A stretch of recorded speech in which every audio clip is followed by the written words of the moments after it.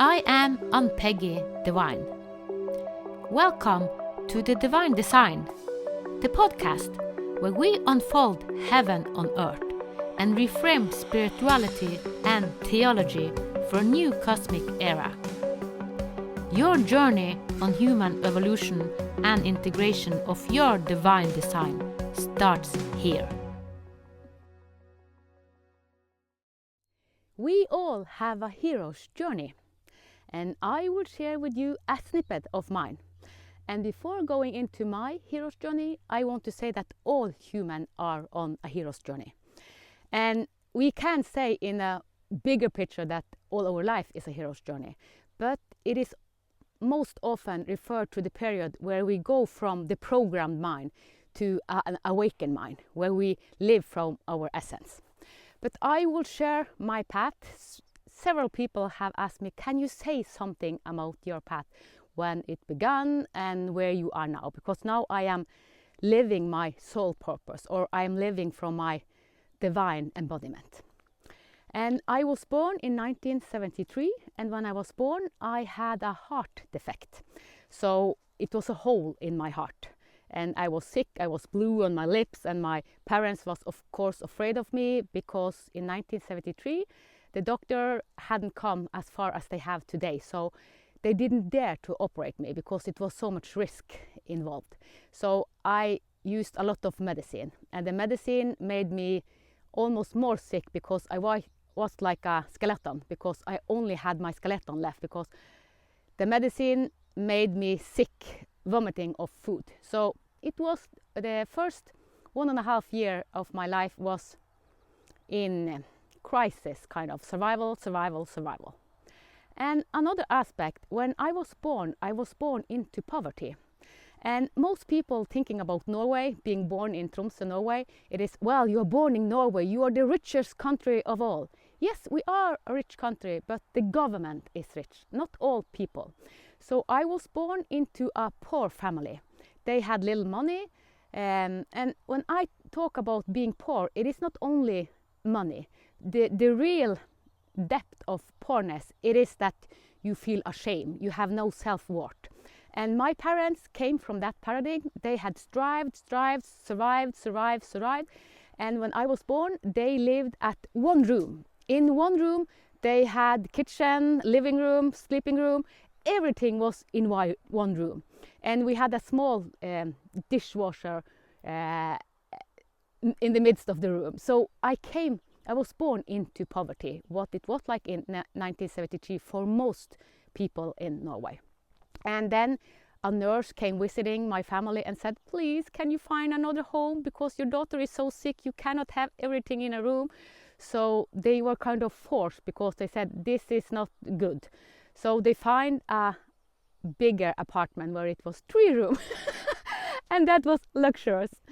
But the first 1.5 years, I struggled for my life. But then after 1.5 years, they saw that, okay, she will survive. And then the pattern of my mother and father really hit me, because we inherit the pattern that we are born into. And I will not go so deep into it, because I met a lot of rejection, a lot of fear, a lot of shame, poverty, as I talk about. And when I was 5 years, I had met so much poverty, so much shame, so much guilt, and all this poverty that we feel on the body.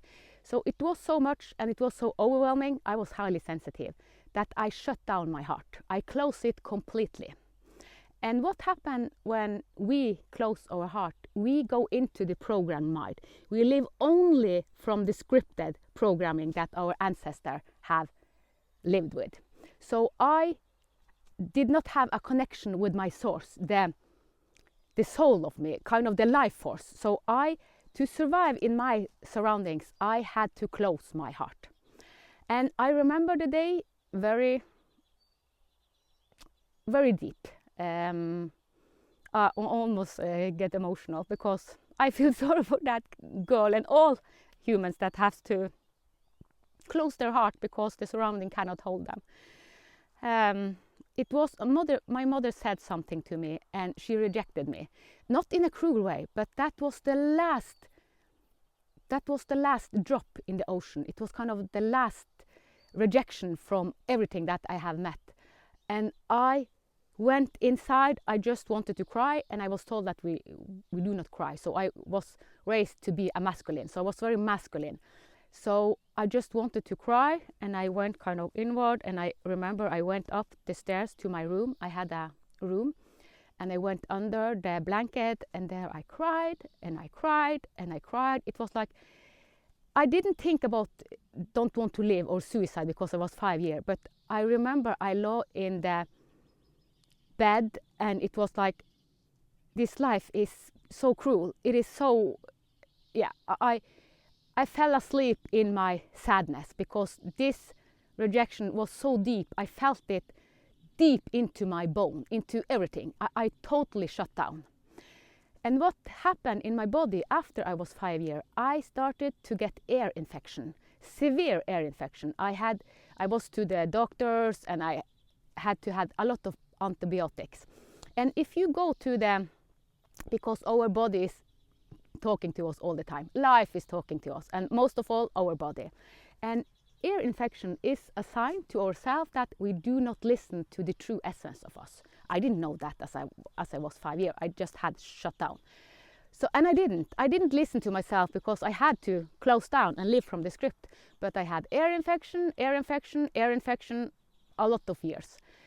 And then when I became a teenager, when I was 11, 12, then the pain came with a volcanic, it overmanned me. So I get my period, I got my menstruation, and that was so painful because that is a symbol of the feminine power.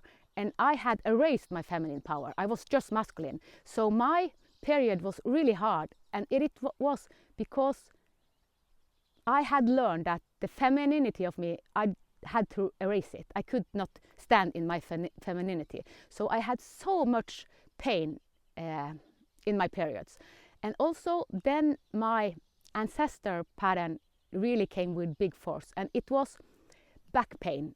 I had a disc prolapsing, like the disc was, my father, my grandfather, great-grandfather, and all the ancestral line had back pain. And it was the lower disc 1, 2, 3, L1, L2, L3, L4, and L5. All of them collapsed, and I was to the doctor, and yeah. But I didn't went to the doctor when I was a teenager. But my body and my back really started to hurt, and it was period that I just could lay down. And also I was in an accident, a ski accident. I was masculine. It was like a big jump, and the jump, I think it was 5-6 meters. It was very long. Woo! And I remember in this jump, I will die. It was more than 5-6. It was very long because I had so much speed, and there were nothing to stop it, and I hadn't learned how to stop the speed because I was on a big mountain with new skis. And I think I was 12, 30. I was in my teenager, and I went up. I tried to find something that will stop my speed, but I stopped it myself. So I went up a kind of a very small hill, and then and after that my back pain intensified even more. So I love dancing to music. That was kind of I felt at home, even though it was my surroundings said that, well, dancing isn't a good thing, but that was for me. But anyhow, I couldn't dance, even though I danced for myself, and I was a little bit I seek surroundings that approved dance. I had so much back pain, so even doing what I loved most, I couldn't because my back hurted so much. And I developed anorexia and bulimia when I was 12, because this is a control pattern. It is a kind of addiction, because your life is so chaotic, and you try to find tools, you try to find solution. And the solution I found was first anorexia. I had it for 2 years, and then when my body couldn't do it anymore, I advanced and I got bulimia, eating and throwing up. And just for some moments I went into that state instead of being in this chaotic life. And also this year's particularly for 2 years, I struggled deep with suicidal thoughts. I didn't want to live here, and I prepared to commit suicide, and I can still go into that state. I will not now. I know where I was supposed to drown myself. I had found the spot, and I wrote a goodbye letter to my parents several times. But I remember specifically one of the time when I wrote this letter to my parents. I went deep into it, and I felt how they would react. And even though, because I lived with a belief or a kind of what I have learned from my family is that I cannot help them, I cannot save them, because my mother and father, they fight it all the time. They both came from trauma, from poverty, different kind of poverty, and they couldn't communicate. So I was the middleman. My mother talked to me, say this to your father, and we were all afraid of my father because he was a patriarch. He had dictatorship. Everything had to go through him. So I learned when I was 2-3 years to tiptoe.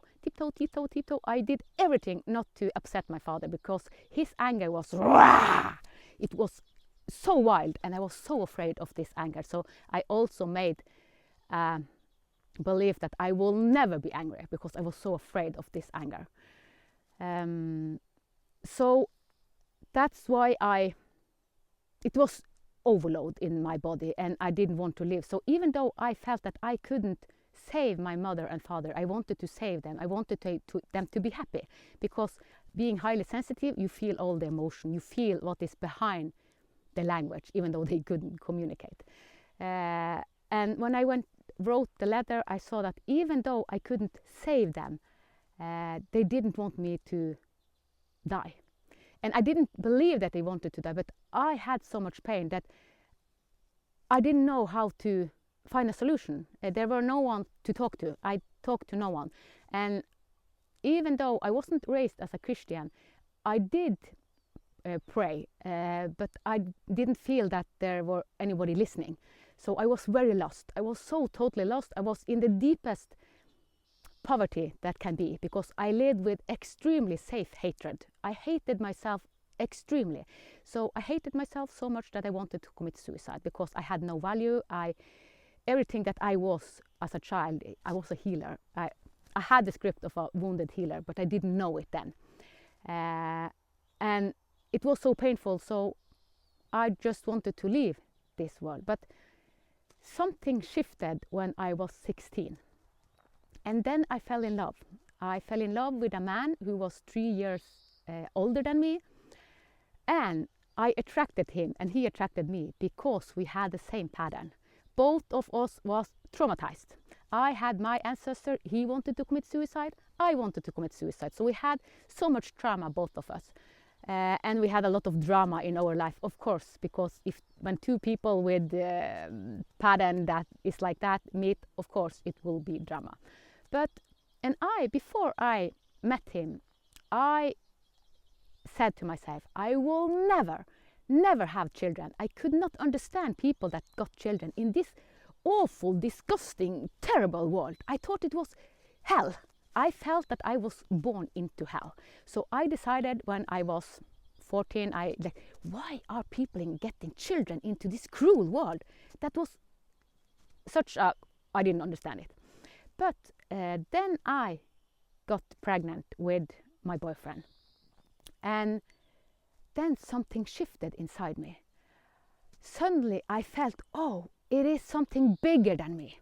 And that is a big key, because we need meaning. We need something bigger than ourselves. I had nothing that was bigger than me. And the baby inside me was bigger than me.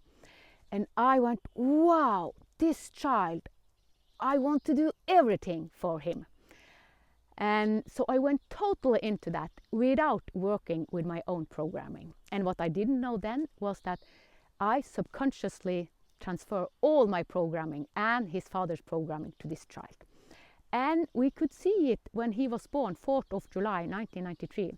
He was born with extreme colic. He cried, every child cry, most child cry when they are born, kind of to start breathing and start living. But he cried extremely from fourth second, and he never stopped. He cried until he was exhausted, and then he slept, but he slept only at when I breastfeed him. That was his relax. So it was really hard. I didn't sleep for days. Actually, I didn't sleep for months. It was kind of small moments that I just can relax. And I will say one of the peak when I, after 5 months, not sleeping for 5 months, I don't want to go emotional. We argue a lot. Alexander's father and me, we argue a lot, and in weekend he went into his pattern and he used alcohol, so he drank a lot, and he ran away for the weekend, and he had run away this weekend, and I became sick. I get the flu and I puke and I had fever, and I was so low. I was so sick and I had no energy to cope with my son. And I remember when I puked and he was crying, and I tried to do the best I could as a mother, and after 5 years not sleeping and then becoming sick, one thought came into my mind. I just have to throw this baby out of the window. And when I had this thought, I started to cry and I fell down, and now I had become nuts. This is being insane, because I knew that this was not healthy. When the thoughts of just throwing, I loved him above everything, but I was so sick. Everything was collapsing, and yeah, I was really low, really low. The lowest. I have been at my lowest several times, and we moved from his father when he was 7 months. Then I said I don't get any help anyhow, so I moved from him, and then I lived with my son for a year without him, and he tried to repair it. He promised everything will be okay, promised everything, and then we met once, and I got pregnant again. It was kind of okay, then we just have to move. We have to give it a second try, because now it is 2 babies. And also my thought was, I remember, because I don't want my older son to be just a lonely child. I felt myself alone. I have one brother, but it is 9 years between us. So I didn't want him to feel as alone as I. So it was kind of okay, even though I knew that I could not live with this man for the rest of, he was toxic, I knew that, but at the same time it was okay to have 2, because then the 2 brothers or the 2 sisters or siblings would have each other. But it is not a foundation. But so I have learned the hard way. And when he came when he was born, we had started to build a house, and he was in his pattern, drinking, and he had other women, and he was unfaithful, and all this crazy thing. I don't want to go into all of that, but in this, one of the women he had wanted to commit suicide, because he said, I have to go to my wife. He wasn't married, but I have kids. So, and in that everything came up, the relationship they had, and a lot of shit. And it ended, I won't go too deep into that, it ended with me being alone with 2 kids, and I had to have an emergency alarm, because I had 2 people that was danger for me and my kids. My partner's stepfather was violent, and I was more afraid of him. He was a psychopath. We are not supposed to use that word, but just, I won't go into it, but I learned a lot about being a narcissist or a psychopath from his stepfather. And he was unstable, my partner, so I had to have an alarm, so that so I had closed door all the time, so it wasn't aware, I was in survival all the time. And one time his stepfather came, and that was so ugly. It was ugly. I don't want to go into that, but it was, I have lived with a lot of fear and a lot of ugly poverty. That's poverty. But I'm glad today. And the mother of the 2 oldest children, she was the nicest woman. She was so nice. She was from Greenland, and she was abused all her life. She didn't want to tell anyone, because she was born in Greenland, and her father abused her. he abused her all her life. So she flew to Norway. She wanted to run from Greenland. And what did she do? Yes, she attracted a man that did the same to her as her father. So she attracted a man with the same pattern, and she was determined not to give the pattern of abuse to her son. But subconsciously, because she never worked with it, her pattern, she attracted the same in the stepfather of the man that was father to my first children. So he saw his own mother being beaten to blood and being violated. So yeah, I was in this family for 5 years, from I was 16 to I was 21. So I learned a lot, and it was so much in that family, and it was a lot of people. I saved one man actually from that, because he beated his cousin, and he had an accident, and he got a lot of anger out of him, and I saved him actually from that. But I won't go into that story. But it was so much. It was so much. So my life was chaotic, poor, and crisis and crisis and crisis. And my husband, the man I'm married today, I met him in the same period when I started a relationship with my boyfriend. But he was so perfect. He was so calm. He was the opposite of my partner, and it was like, I can never be that perfect. So he was kind of, how can anyone be that perfect? So we didn't match in frequency, because I had never, the only person I knew that held the same as him was my grandmother. She was my God. I loved her beyond everything. So, but he was there. We had conversation, and I loved being in his presence. And after the 5 years with my partner, and we walking, I lived with 2 children. I met him again, because I didn't have so much contact. And he said, how are you doing? And I said, well, I'm a single mother, no. And he started to visit me. And then Alexander got cancer, liver cancer. So I have just started a new chapter by myself in a new house, big house, 3 stages. I have built it myself, me and my father. My father helped me because this, and he also, my partner helped me in the beginning, but he drank so much, so it was kind of, but he did the best he could. But anyhow, and then when I was finishing this house, I wanted to sell it, because I saw that I had too little time with my kids. I was planning to sell it, but then my husband started to help me, and then we found out, okay, we can live here, and he started to help me, and we became a couple, and we got 3 children. First 2, and then 6 years after that, the last one. And he brought in stability to my life. He was, and it was like, you are so, how can you be so calm? So my nervous system, for the first time, being close to him, holded a safe space.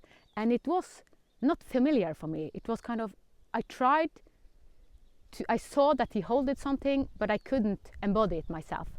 And since the 2 oldest was so much sick, it was in and out in hospital, they have diagnosis and a lot. I will not go into all the sickness with my children, because then I will stand here for 5 hours.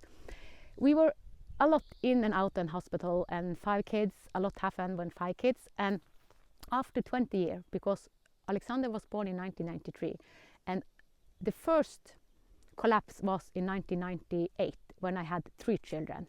Benjamin, the third, was born in 1997, and then 3-4 months after, I collapsed. And I thought that now I have become insane, or I was just,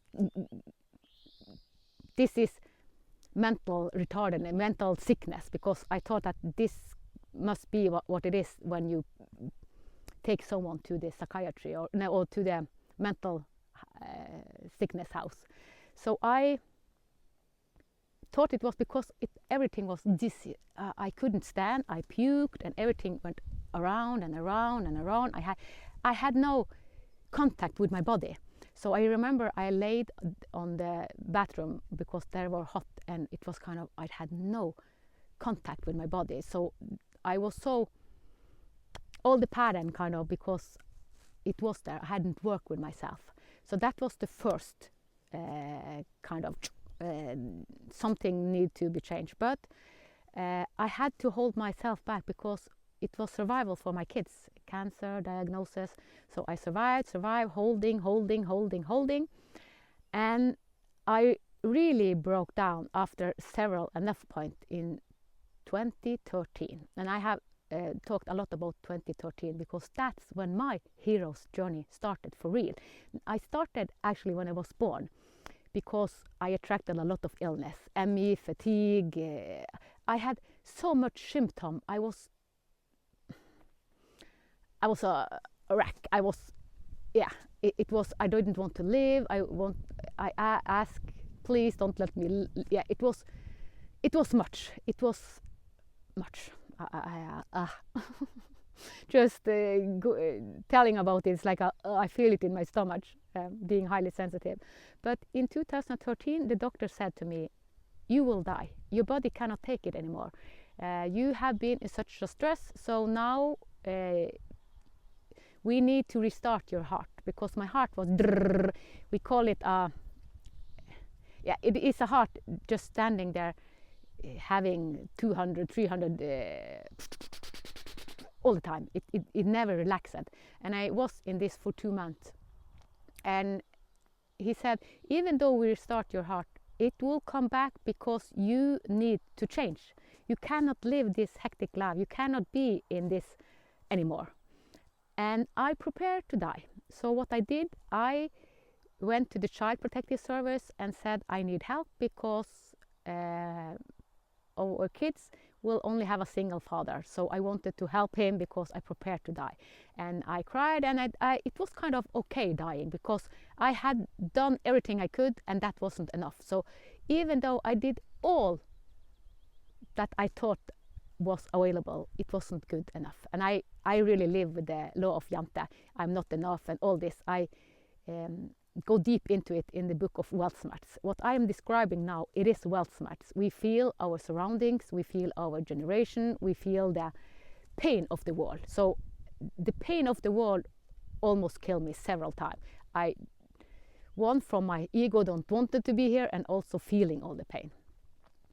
And then after several months preparing to die, it was like, okay, I'm still here.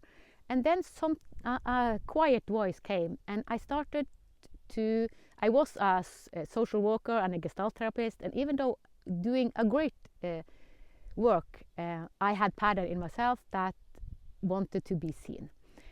So I continued to study, and I started to be a regression therapist and an EFT therapist. And the first year I had 30 hours of EFT on my own. And that was the radical shift, because then all pattern, and I fainted, I lost my sight for 3 days, I was blinded. And I fainted and I bleeded from my nose, and I puked, and I had so much pain. I remember we met 10 times because I had to use plane to come to this place. 3 times I was so in my pain that I called the teacher and said, well, now it is so much pain, it cannot be done, I cannot come, I cannot take plane. Well, we will heal you, we will help you. And she pushed me. So I'm very glad that she pushed me. And because my body had so much resistance doing all this deep shit, all the programming from my ancestor, from my own life, from all life. So after the first year, I thought that, okay, I need a break. And I was preparing to have a break because it started in 2014, in 2015. I was supposed to just relax a little bit because it has been so deep and so painful going through it all. But that was when our oldest, Alexander, committed suicide. So, and I had then been 1 year in dark night of the soul, and it continued going into deep grief because I had gone through a lot of grief before that, my own life and my grandmother and a lot of the pattern. But then it was a new layer, and I went even deeper to my heart, because when I was born with a broken heart, a hole, it was a birthmark. We know that it has been talked about that the birthmark is not a coincidence. It is not. My birthmark was inside of me. It was a hole in the heart. And because I'm a regression therapist now, and I have done a lot of the same as Edward Casey, and I have been in a lot of my past life, the life I had before this in Austria and in Wales, both of them, I was killed with a knife in my heart in Austria, and before that in Wales I died with a sadness. I was born into a family that have so much grief and so much sorrow and so much victimhood, and I died from this life 13 years with a broken heart. My mother had so deep grief, and also my father, and I tried to save them both as I tried with my parents in this life, but I died with a broken heart in that life. And I had my life in Austria, and then I was killed by a man when I tried to stand up against Hitler. So I was against Nazism. So, and he put a knife in my back, and then it came, I got a hole in my heart, and I lived for 2 months, but then I kind of a slow death. And the partner in my life in Austria is my husband now. So, and I know that for a lot of people, me talking about past life and this, I know that someone we don't believe in it. This is not a belief for me, because it is a big difference between living from belief and living from direct knowledge, wisdom. When you go beyond your pattern, I have talked a lot about my pattern and my stuff. It is the programmed mind. And when I had gone through all my programmed mind, what came was wisdom. It was knowing. So that's why I invite all to take the hero's journey, because then we go from our programmed mind into an open heart. So I started my journey in 2013, and it ended New Year's Eve 2018. For 2 days, New Year's Eve 2018 and the 1st of January 2019, my heart radically opened again, like when I was a kid, when my heart was open. And I was awake for 2 days, and like, wow, everything was beautiful. I was in euphoria for 2 days. It was like, oh, heaven and earth. I loved everything. Everything was music. Everything was, wow. I just wanted to hug everyone. Everything was the most magnificent life. Everything was just amazing. And then, because I was reborn, we call it also being reborn. So I had to start living as a baby, because living with a radical open heart, then you start your life anew with new pattern. And I had to bring in, what pattern do I now want? Because I had gone through all the old patterns. So I became anew. And my partner has said that, well, I have been married 2 times, because I have been married to you, the old you, and the new you. And this was a crisis in our family. So I moved from the family house. After our son Alexander committed suicide, I felt really deep, and I was guided. I was guided to move out of the house, because I couldn't take my own pattern being in the family, because I was a pleaser. I pleased my children, I pleased my partner, I pleased my family, I pleased everyone. And when you go into your own pattern, being a pleaser, it can be really hard. So you need to go out of your pleaser pattern. So I was guided several years out of family, and I didn't understand it, because I loved my husband beyond everything. And then I was guided out of the family home. It was no, why is this happening? But eventually, because all my life collapsed, I rented an apartment, and there I collapsed completely. And from January 2016 to July 2016, for a half year, I went deep into all the most painful. And I remember saying, God, please let me die. Please let me die. I cannot live anymore. Yeah, so many days I said, I don't understand anything. Why is this happening to me? And I felt like a victim, and I had lived with such a pain body. And it was kind of, because then I had been for almost 3 years, I was in the hero's journey, and I didn't understand. I had lost my partner, I had lost all my children, I have lost my house, my family. My mother said, I won't talk to you anymore. I lost everyone. except one, because I had one that stood beside me, and it was my cousin, my sister. I call it my sister, and that meant everything. And even though my partner did support me, but he was angry with me because I moved away from him. He felt that I ruined his life, and you can understand why. Because I said, I don't understand anything. And he asked for answer, and I said, I have no answer. Everything is just, I don't understand anything, because I was in the unknown. So the most hard phase in the hero's journey is being in the unknown. And I had no guide that said, you are in the hero's journey. There was no one telling me that I was in the hero's journey. Even though as a Gestalt therapist, we had worked after this principle, but being in it, I was so deep that I couldn't resonate. I was just in all my pattern. So I was in my pattern, I couldn't come out of the pattern. So all life was reflecting deep shit.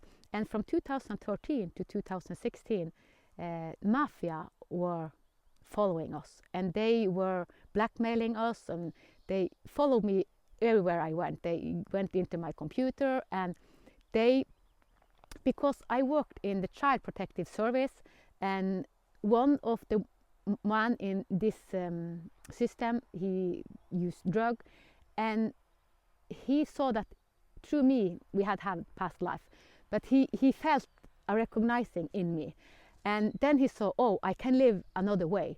And then the mafia saw that, oh, we are losing control over this, and then they started to threatening us, because he saw that I really want to live without addiction or without narcotics and this criminal. I want to do it another way. So, and since the mafia, because he was a part of the mafia, and then they said, if your wife, they said to my partner, if your wife stop him, we will make a rumor, we will say in the newspaper, we can do whatever we want, that she is a pedophile, that she has been, no. They wanted to put out a rumor that I was pedophile, and yeah, and my partner was afraid, what, and yeah, and they started to blackmail him, and he didn't say it to me because I was so naive. I have always been naive, and naive also means that you believe in the good. So I believe in the good, so I believe that the truth will come out. So I thought that they can just blackmail me because the truth will come out. So, but my husband knew that the truth will not always survive. So he was afraid that this rumor would destroy me, but because I know that I wasn't a pedophile and I hadn't done any of this. So I thought that, well, they can just say it. I will do it. No one can force me to not do that. So it was a warrior in me that said, no, never do that. But my partner went into, if this became something in the newspaper, he knew how it will affect our children, and that was a very good thought. So he did the best. So we was forced for these 3 years, 2013 to 2016, it was hell. I hated the mafia, and they brought from the worst in me. They ruined my life, they ruined my family's life, they ruined everything. And also I didn't believe that mafia could be Norway. We live in Norway, the best country of, and it was mafia. And I met them eye to eye several times also in the park and in a party, but it stopped because the only thing I learned from this period was trusting my guidance, my higher self, my God voice, because I asked several times, and all the time I asked in the conversation, because I developed the telepathic conversation during these 3 years. And I remember January 2015, after 1.5 years, the mafia threatening us, I asked, when will it end? It feels exhausting. I cannot have this mafia. I was kind of, and then it will last 1.5 years more until summer 2016. And no, please, I cannot cope 1.5 years more. So it felt overwhelming. And it was in the summer of 2016. And it was after 3 days I dared to meet my anger. So the mafia actually pushed me to the densest. So they actually helped me, but I couldn't see that then. So they were a gift. Having the mafia over us was a gift for me and my husband, even though we did not feel it, because it feels like they ruined everything we knew, and they did. And 3 days I was so angry, and I shout, I was on my knee and everything. I cried and I was so furious, but I was alone for 3 days and I got all this anger out. And after using 3 days, I was exhausted being in the anger because I was so afraid of the anger, because I had promised myself as a teenager not to be as angry as my father, but I had to face that anger. So the mafia pushed me into all that anger. And after the 3 days, something started to open in me. My heart open, even though it wasn't radically open. It was like, wow, and a big love embraced me. And then I had the insight, you will meet the mafia with love, with kindness. And it's like, what? I will meet them with kindness. And I started to meet them with kindness.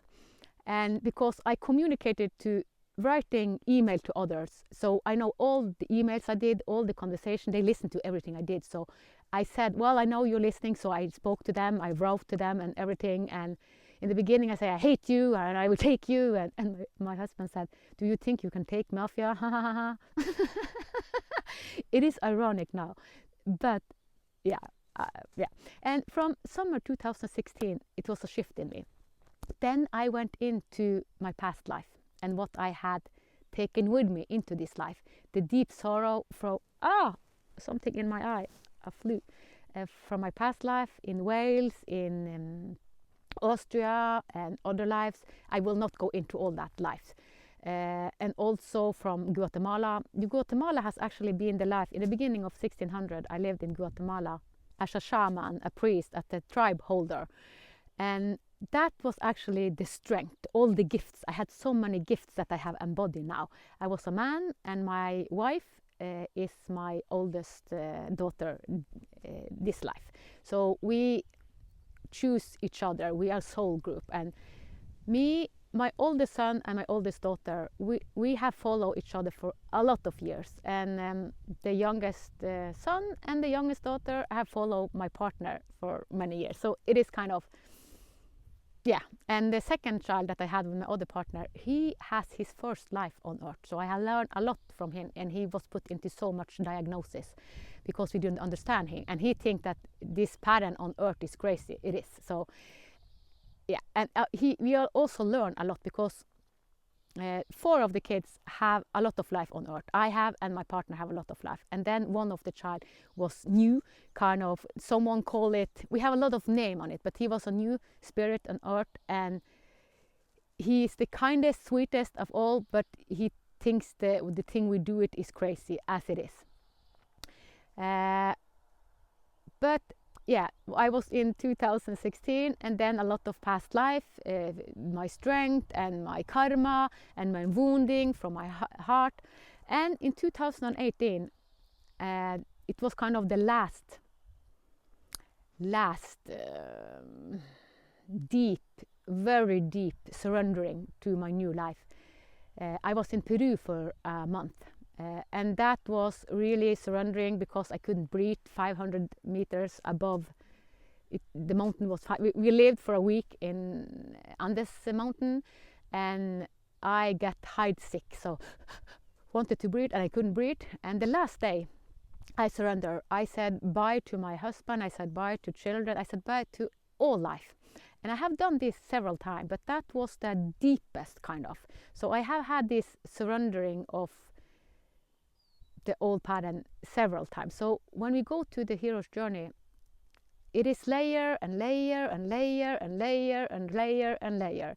And I also need to say another thing in 2017, because this is really the shift that is most significant in my life. This is what I have said yes to live the rest of my life.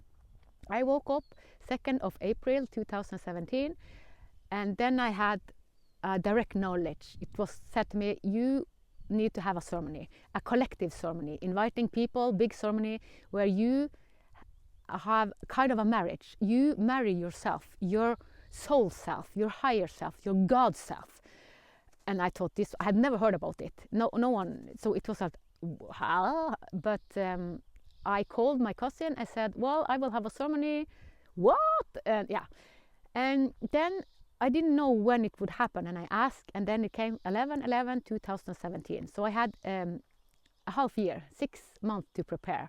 and I tried to Google. I didn't find so much, so it was finding my own path. And I met two shamans. I had already started the shamanic journey because I have gone to shamanic education, both of them 2 years, so 4 years in total. But those two shamans was not in the education system. So Kyrre and Gunevi, they were the ceremony leaders when I had the initiation and the ceremony, and saying yes to live out divinity. I had 7 vows, 7 virtues that I wanted to live through, but they just expand because I hadn't taken the name that, because today my name is Ann-Peggy Divine. And even though the first name that was given to me in 2015 was Grace, follow Grace. Grace is not it was grace. It was not the Norwegian word for grace, and I had no relationship to grace. I didn't understand it. But grace is an aspect of divinity, divine. So I just follow grace. And since I now talk about that, another shift that happened was also January. It hasn't so much January 2015. I had the opening. It was extremely big. And I had my first real conversation with God. And in this conversation, it was God, my grandmother, Jesus, and my guardian. So they was kind of the witness. I had 3 witnesses, and my grandmother was kind of my God. So I trusted her with all. And I was not religious, and Jesus being there, it's like, why are Jesus here? And then God said to me, you have the same path as Jesus. The same, and I didn't understand it. I have the same path as Jesus. What does that mean? And I thought that I will never tell anyone this, that I have the same path as Jesus. And I was in my education system, and we were 24 students. And in the evening, the voice came back, and it said, you have to share to the whole class the experience you had when God spoke to you and what God said. And then I started to shiver. Oh, I cannot say it. I was so afraid because it activated all the shame pattern. I had so much shame because I was wrong. Everything that I felt was deep in was the wrongness of me. And I became sick, and I needed to take a taxi to come to the school because I was so afraid and everything. And I said to the teacher, I want to say something, but I'm so afraid. Can you say, Ann-Peggy, you wanted to say something, because I knew that I will stop myself. And I sat there for 2 hours, was so afraid. And then the teacher said, well, Ann-Peggy, and then I said, well, I explained to the class that I met God, and God said that I had the same path as Jesus. And I expected that they would laugh, because being in Norway and all this, it was kind of, yeah, that's what I expected, because that was in my bone structure. And all of them said, well, you will make it, you will do it. And it comes so much positive feedback, and it's like, it was so emotionally strong, because they believe in me. And I told the deepest shame, even though now I'm saying it kind of, you are ashamed because God have spoken to you. Yeah, because I felt the shame pattern in my society, the wealth smarts. So yeah, but that was a shift in me.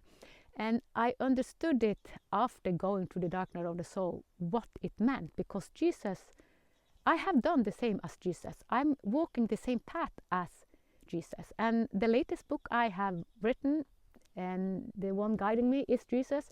And he said that the title have to be The Many Faces of Christ Consciousness, and the architecture of divine embodiment. So the many faces of Christ consciousness is that all of us are invited into Christ consciousness. Christ consciousness is not a religion. Remember that. It is not a religion. So when I talk about divinity, it has nothing with religion to do. We will move away from all the religious programming, because they have held us down. It is a lot of wisdom in all tradition. So most of the tradition, they really hold the divinity, but they are also poisoned. We have done so much cruelty and said that, wow, I'm God, and taking everything out of proportion. So when I talk about Christ consciousness, it has nothing to do with religion, even though I am into Christianity. But I just spoke with a bishop for a couple of hours, and I said where I come from, and he said, well, you are not a typical Christian. I say, I know, but who is your boss? I asked the bishop. Well, God. Said, yeah, he's my boss too, or the bigger source is my. So what I have said yes to is to bring divinity into life, help people that wants to go the hero's journey. And I know that a lot of people don't like the religious term, so that's why I talk about the hero's journey, because it started with my hero's journey. And I have had hundreds, I don't know how many hundreds, private ceremony, and I have a lot of collective ceremony. And we just did a collective ceremony some days ago, and it has been shown me that I am a ceremony. And because I have holding ceremony, as you become what you become your purpose. So ceremony was what's shown to me, that I should do ceremony, because this is a commitment. So when you live as Homo sapien and want to live as Homo luminous, or you can also say you live as animal, because Homo sapiens has been living as animals, and you say yes to live as a light being, as an awakened being, then we live as Homo luminous. And Homo luminous, they know that they are divine. So, and that led me also to 2023, because in 2023 I had 3 initiation, and I didn't plan it. It was kind of given to me. And the first ceremony started at the grave with my son, Alexander, and then the feminine divine took over, and I said, what is happening? And for over an hour it was like, and then I saw Maria Magdalena and Mother Teresa consciousness. So it was the feminine embracing. It's like, just surrender. This is what you have said yes to. You need to integrate the feminine even deeper. And I was in this for a long time, and then 1.5 or 2 weeks later I was in Gotland, and then I was in the church in Visby. It was so amazing. And then I had the same experience, and this time they put a crown on my head. It was like a feminine crown. Now you embody the divinity. That was the second. And the third was a month or 1.5 months after that. Then I traveled to Glastonbury, England, and Santari, a friend of me, we were 5 people, but Santari has a unique gift. His voice initiates people, and he started to sing, and in this I went into a trance, and in this trance I was laid down in a sarcophagus, and in this sarcophagus I was eternal. I was God. I saw all the glory, all the light, all the divinity of us. And in this divinity, I was asked to take the name divine. And it was like, and when I was in it, it was kind of, okay, of course I will take the name divine, because I was out of my program mind. So it's like, yes, of course, all of us are divine. All of us are God within. This is God within. So I said yes, but when I came out of this initiation in this sarcophagus and all this, then my mind started, I cannot take the name divine. What do I think I am? So the Jantelov, even in 2023, it was kind of, and then Santar said, why, of course you can take the name divine. I said, yes, I know, but I said, I don't think it will go through in the Norwegian system, because they have been kind of rigid about changing now. Well, take it anyway. If you don't, if they say no, take it anyway. And I said, well, I was given this. They gave me the name divine. And I said, if it is for real, they had to help me. If I don't get it for legal, I won't take it. So now I need help. So I said, I take it, but then I must have help. So I applied for Ann-Peggy Divine, and then I got an answer, I think it was a month afterwards, and they said, no, this is not a name. And then my guide said, just do this, and send it in. And I did what my guide said about the name, and then the day after, your name is Ann-Peggy Hjerte Divine. So since 2023, my name has been Ann-Peggy Hjerte Divine. And divine, I had no, and then I started Divine Design podcast and Divine Union and Divine Friends. And it's like, even though I didn't know it in the depth of me, that divinity is the aspect of grace and that this has to do with ceremony, it kind of revealed itself. So what I will start doing in a bigger scale from this autumn, because I have had a lot of ceremony here in Lingen, and I have done a lot of ceremony here in Lingen. I'm now invited to do ceremony online, because this is needed. Because when we stand up, really want to go to the hero's journey, the last we do or it is a ceremony, because then we commit. We need to commit. If I hadn't commit 11/11/2017, it would have been harder, because it is a direct commitment to your soul, to your God source. You say yes to do your soul. I live Mat, the Egyptian label Mat. Mat is divine order, divine flow. So when I have regression therapy, where I have mentoring, I am in my divine flow. And when I have my divine flow, then all people around me come in their divine flow, because people say to me, I just find solution when I'm with you. I just heal around you. Yes, because I live from this place. So I don't need to do anymore. I am a ceremony. So I don't hold ceremony anymore. I have become a ceremony. So being a ceremony means that you are aligned with your higher purpose. You are aligned with your divine self, God within. And this is where we are going into. So I know that a lot of people are doing it in their way, but it is about embodiment, because the masculine divinity is very mental, but the feminine way is embodied. That's why I was initiated in 2023 to really embody it, because the feminine is not about gender. It is about receiving. So I receive, I hold the field. I am an open field, holding the divinity can come true. So I can take an example. When I met the bishop, a lot of people said, hey, what would you say to the bishop? Because he's up there. He is a man we need to respect and we have to obey. And I said, well, I will empty myself. Someone called this kenosis. So I said, I will not prepare anything. I will just be empty so that the divine can come through me. So I spoke with him for 2 hours, not preparing anything, and he asked me questions and everything came through me. So this is what I do when I guide people also. I never plan, because even though I'm a very good therapist, I had so many tools. I just tune to others' frequency and I know what to say, because we are naked. We are naked.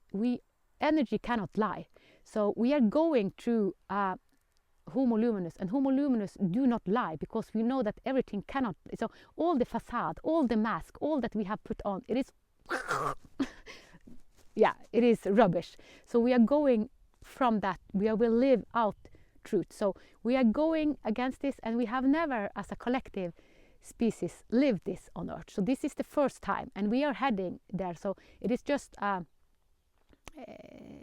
we can do it fast way or the short way, but we will. So that's why we see a lot of this pattern coming up. We need to have all this cruelty coming up so that all of us can live in a total radical new way. So that's why I have made the book The Hero's Journey, when life is beginning to speak to you. So The Hero's Journey, I made it as a free resource, and I encourage you to read it, because it is your journey. When we hear other people's journey, my hero's journey have been kind of extreme, so it doesn't need to be that extreme. I have guided a lot of people. Yesterday I had 2 that I guided together. They are both in their hero's journey, and they are much softer. So most people I meet have a softer hero's journey, but we are all in it, and it is a life before and after. I live the most amazing life that is. And remember, I come from poverty. I come from wanting to commit suicide. I came from so much pain in my body. I lived with my pain body for more than 40 years. So I know what I'm talking about. And when I can do it, you can do it. And also what is the case now is that we are much more supported. It was harder to do this 10 or 20 years ago, but it's so much easier, because the consciousness and the field around us, we have a field around us, it is supporting us. So the more we open up for the feminine side, not the female side, the feminine, to receive divinity and embody it. Yeah, so it is, I wanted to tell my hero's journey, and it has been a struggle. So what I have become the guide and the initiator that I longed for. And since this is needed, this will be a role in as Homo Luminous. And there are several also that are ceremony holders and field holders, whatever name we use on it. And more people are coming. And when we need to live with radically open heart. So the journey is from the programmed mind into living with an open heart. And several people, but you have lived your open heart all your life. I haven't. And I had to close my heart because I couldn't experience all this hardship with an open heart. I need to close my heart to see that, oh, that's the journey, that's the collective journey all of us are. So I chose this.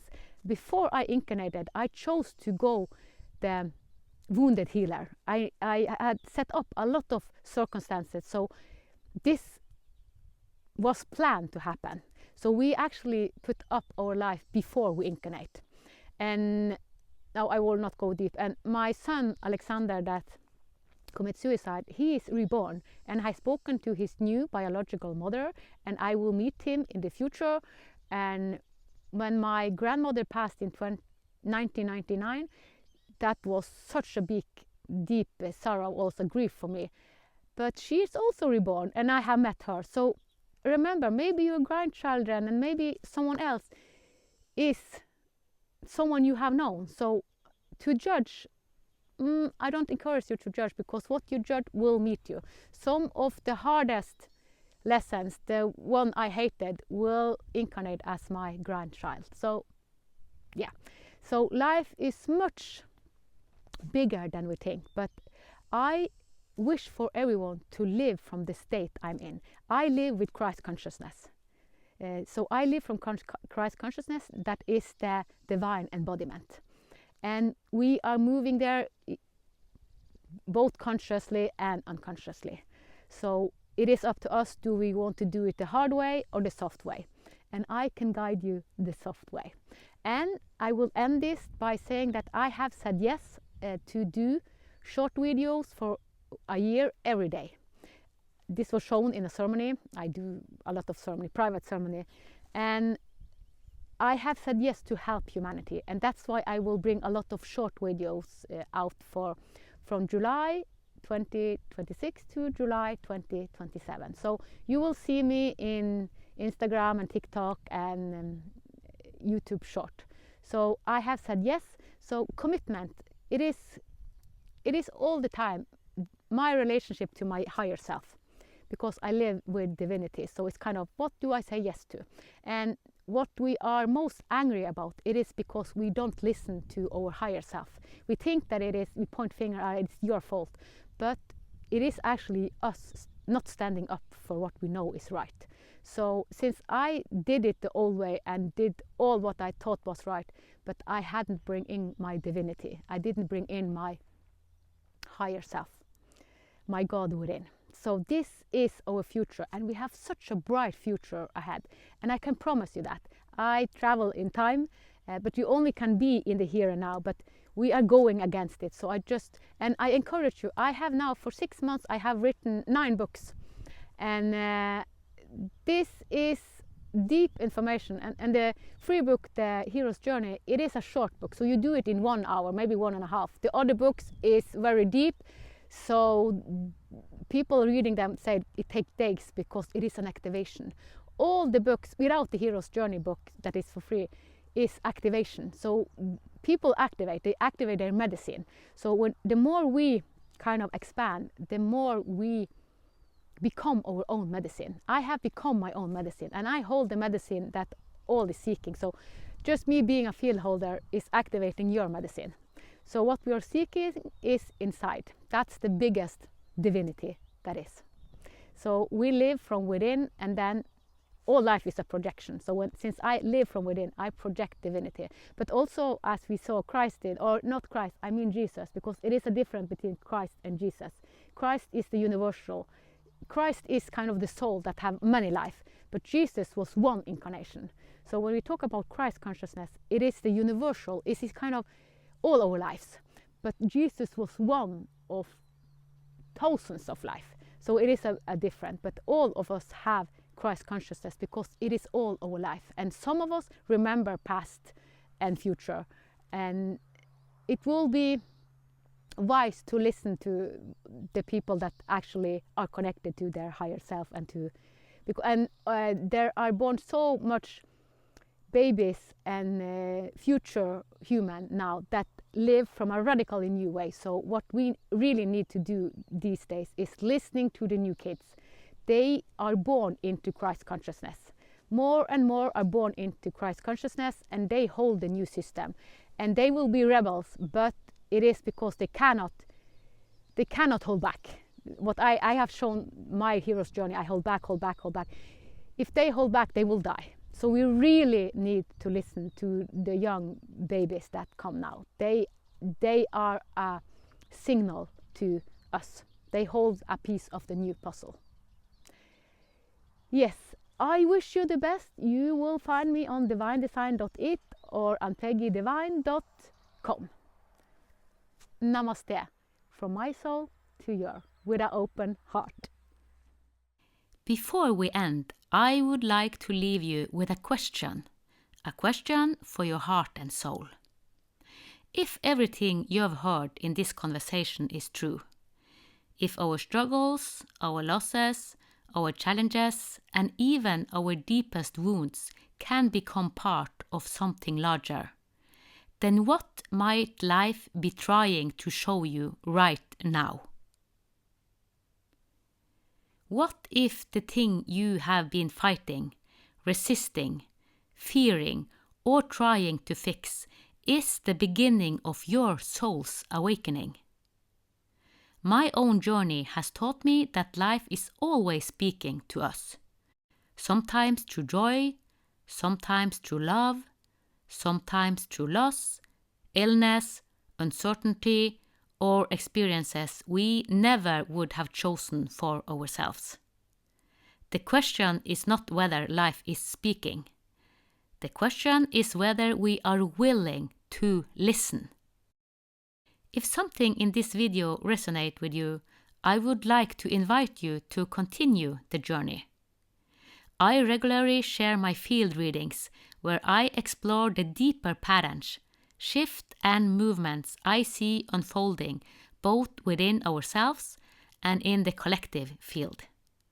These reflections are completely free and are often the first place where I share new insights, teaching, and observations. You can also join my free webinar, When Life Begins to Speak to You. In this webinar, I go much deeper into the hero's journey, the hidden intelligence behind life's challenges, and how you can begin to recognize what life is showing you through the experiences you are living right now.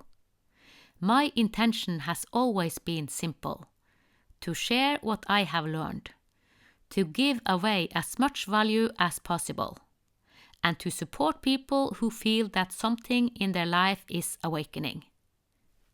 If this speaks to you, I would love to continue walking alongside you. The links are below. And whether you are on your hero's journey right now, remember this: you don't need to have the whole path figured out. You only need the courage to take the next step when it appears. Thank you for listening to the Divine Design podcast with Ann-Peggy Divine. Join us next Sunday for another heaven on earth unfolding conversation. With grace, reverence, and unity, may the path of your divine design light the way. From the divine in us to the divine in you.